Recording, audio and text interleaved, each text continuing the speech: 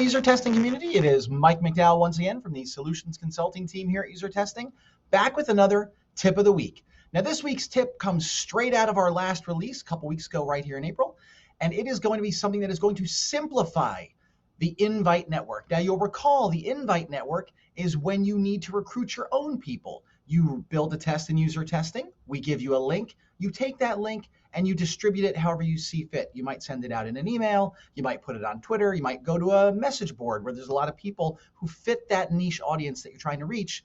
You would stick it there, or maybe even do a live intercept.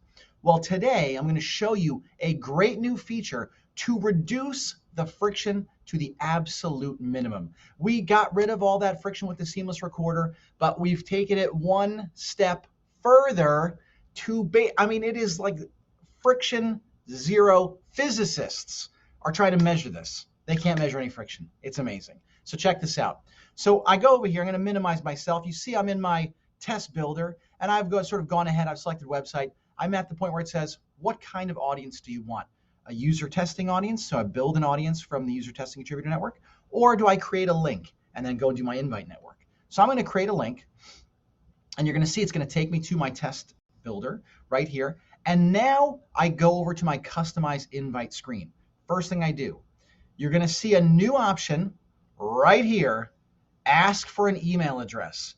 You know that when you send someone an invite network link, they have to put in an email address. And then that email address will be shown on the sessions tab where you see who is it that is in these videos.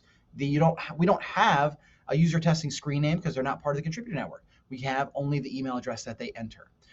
But we know that some of you don't even want people to have to give an email address because, again, it creates friction. They don't want to identify themselves. They want to just respond to the link, take the test, but not have you, not that you're going to be sending them emails or anything, but they don't want to just have their email address listed. So now you simply flick the little toggle right here. Make it a requirement for contributors to provide their email address.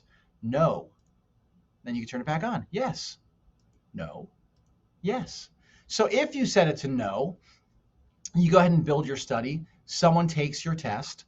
You are going to start seeing something like this in your response. So here's my sessions tab. Here is a video that I personally did, and you can see it just gives a randomized identifier to the contributor. So there is no more email address. And if you're curious what the experience is actually like to take the test, I've got the invite network session link right here. So I'm just going to go ahead and I'm going to click that. It's going to take me to a new thing. And look, there is no email address field anymore. You simply accept the terms and you get started. It is that simple, everybody. Zero friction. Did I lie? I don't think I lied. I think I was being pretty straightforward, as I am in these tips. But literally, you click the link, accept the terms, and go for it. I don't think you can reduce the friction any more than that. It is literally, it is as smooth as it's going to get. So, hopefully you enjoyed that tip. I want to see a lot more people that are using the invite network, maybe I want to see a lot more people taking advantage of the invite network because you don't need the email address anymore.